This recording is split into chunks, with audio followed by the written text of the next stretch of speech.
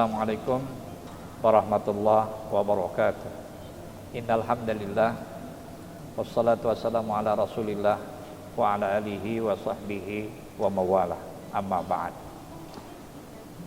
Kita sebagai manusia, umat Islam, ada dua tempat. Ada tempat kita di alam syahadah, yakni alam dunia, di mana jatah usia kita diberikan oleh Allah Subhanahu wa taala. Ada satu tempat setelah dunia yang diberikan oleh Allah kepada kita, ialah alam akhirat atau alam kubur. Di dalam sebuah riwayat disebutkan bahwa kubur itu memanggil kita, memanggil umat Islam ini satu hari satu malam sebanyak 5 kali. Apa yang disampaikan oleh kubur kepada kita? Yang pertama adalah kubur menyatakan, ana baitul wahdah, saya tempat tinggal menyendiri, saya tempat tinggal kesendirian. Oleh karena itu, siapapun dia ketika dimasukkan dalam kubur, maka dia dalam keadaan sendiri. Maka kata ulama mengatakan, temani dalam kesendirianmu di dalam kubur itu bitilawatil Quran, orang-orang yang selalu membaca Al-Quran. Oleh karena itu, bagi kita umat Islam yang senantiasa membaca Al-Quran, maka insya Allah kita ketika meninggal dunia dan berada dalam alam kubur, maka Al-Quran akan selalu menyertai dan membersamai kita di dalam kubur, tidak menjadi orang yang menyendiri atau ketersendirian. Ikhwana fillah rahimakumullah. Lalu yang kedua, kubur itu menyampaikan kepada kita ialah, ana baituz zulmah, saya tempat tinggal yang gelap gulita, di bawah tanah, tidak ada cahaya sama sekali. Kita tidak bisa membayangkan di dunia saja, kalau di rumah kita lampu mati dan sebagainya, maka kita tidak bisa berbuat banyak, tidak berbuat apa-apa. Begitu apalagi kita di dalam kubur.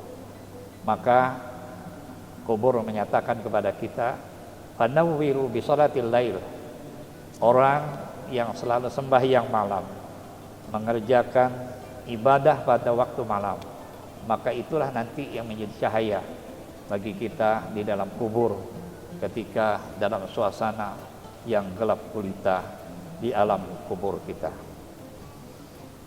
Ikhwana fillah rahimakumullah. Lalu yang ketiga, kubur berkata kepada kita, ana baitut turab, saya rumah, tempat di mana kamu meninggal dunia, dibaringkan di atas tanah itu.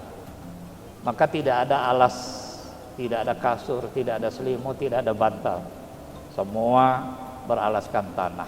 Oleh karena itu, kubur mengingatkan kepada kita, hendaklah fa'mal bil a'malis salihah, orang yang beramal amal saleh.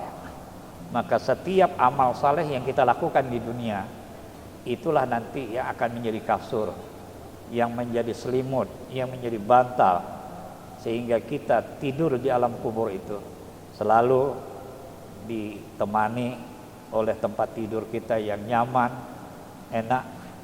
Tempat tidur yang nyaman dan enak itu ialah amal saleh. Orang yang hidupnya selalu beramal saleh, maka insya Allah alam kubur, tanah, akan disediakan oleh Allah tempat tidur mereka, tempat mereka bersandar, dan tempat mereka istirahat. Kaum muslimin dan muslimat rahimakumullah.